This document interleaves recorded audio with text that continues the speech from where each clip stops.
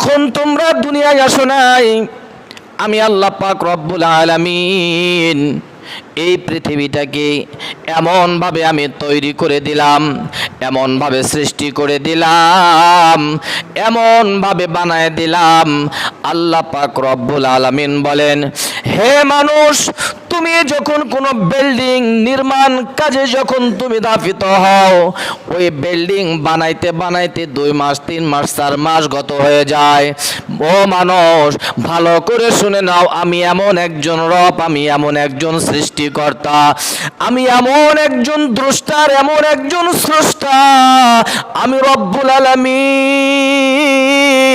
আমি আল্লাহ তাআলা জল্পনার কল্পনা করলাম, আমি পরামর্শ করলাম, তাদের সঙ্গে আমি মত বিনিময় করলাম। ফেরেশতাকুলকে বললাম, ওরে ফেরেশতাকুল, আমি এখনো তোমাদেরকে বানাই নাই, তবে বানানোর চিন্তা ফিকির করতেছি। এর ভিতর দিয়ে আমার আল্লাহ পাক রব্বুল আলামিন আগাম যে জিনিসটা বানায় নিলেন, সেই জিনিসটা হলো আল্লাহ তাআলা এই জমিন, এই জমিনটা আল্লাহ তাআলা বানায় দিলেন।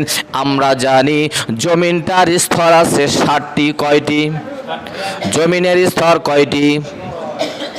60টি স্তর। এই 60টি স্তর রব্বুল আলামিন আমার ভাইরা, আল্লাহ পাক রব্বুল আলামিন এই 60টা স্তর তৈরি করেছেন মোটে 2 দিনে। সুবহানাল্লাহ বলেন।